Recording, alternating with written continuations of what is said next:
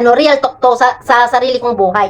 Kung ano man kinalalagyan mo ngayon, gusto mo yan, katulad ng nangyari sa akin. Kung ano man ako ngayon, ginusto ko yan at desisyon ko yan. Kasi yung nangyari sa akin ay maaga akong nag-asawa. Pero kasi pag nag-asawa, tulungan, di ba? So naisip ko, mag-aral akong manahi. Na hindi po pwede na gano'n na lang, naiasa ko yung pagkain ko sa kanya. Nag-aral akong manahi, libre yon sa barangay. Hindi pa masahe lang, minsan nilalakad ko lang talaga, papunta lang doon para hindi ako mali, papunta doon, tapos pauwi ay nilalakad ko na lang. Tapos gumagawa ako ng basahan, na bumibili ako ng 5 kilong tela, tapos ginugupit-kupit ko, tapos ginagawa ko ng basahan sa pako. Kasi gusto ko na matustusan yung pamasahe ko doon sa pag-aaral na yon. Kasi gusto ko na magkaroon ng trabaho, magkaroon ng sariling pera. Pagkatapos ay dinatanggap na ako sa pabrika. Tapos dumating yan, siyempre may mga anak na ako noon. Dumating yung time na nagkabaon-baon kami sa utang kasi ako yung nagtatrabaho. Tapos tapos yung asawa ko noon ay nasa bahay na lang, siya nag-aalaga ng bata. Sa mga makakapanood nito, alam nila yung buhay ko noon na nasa pabrika ako, na papunta lang doon ang pera ko, pamasahe lang. Tapos pag malapit ng uwian at saka ako naghahagilap ng pamasahe ulit pa uwi. Pag wala akong mahagilap, di maglalakad ako, di ba? Katapos yung pagkain ko sa kantin, kaya nagkabaon-baon ako sa utang.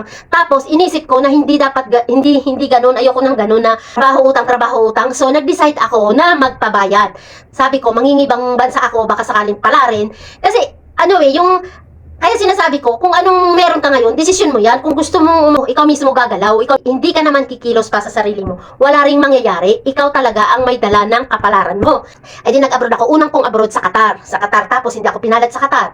6 months lang ako doon kasi nagka-problema ang health ko. Tapos bumalik ako. Siyempre, bago ako bumalik, inisip ko, mag-sideline muna, tumigil muna ako ng ilang buwan sa agency. Tapos sinabi ko doon sa agency na ipasok ako sa hotel, yung mga nag-a-absent, ako yung ipapalit niya. Ganun ang nangyari. Ako, pag may absent, tuwang-tuwa ako kasi ako ang kapalit sa akin yung pera. Nasa bahay lang ako. Sabi ko, ipaglalaba ko kayo, bayaran nyo ako. Kahit na hindi ako marunong mag-manicure, ipagmamanicure ko kayo, tapos nililinis ko yung mga kwarto nila. Yung kalan nila ay napakarumi. Yung kalan nila nililinis ko, tapos binabayaran nila ako. Umuwi ako. Nag-apply pa rin ako ng software kasi nga ilang yung dala ko. So nag-apply pa rin ako ng software. Pero hindi ako tumigil na. Sabi ko, mag-a-abroad ulit ako. Hindi lang ako pinala doon sa una. Baka nitong pangalawa, pala rin ako. Yun, galing ako ng Qatar. Habang nagtatrabaho ako, pag walang pasok, nag-a-apply naman ako papuntang abroad.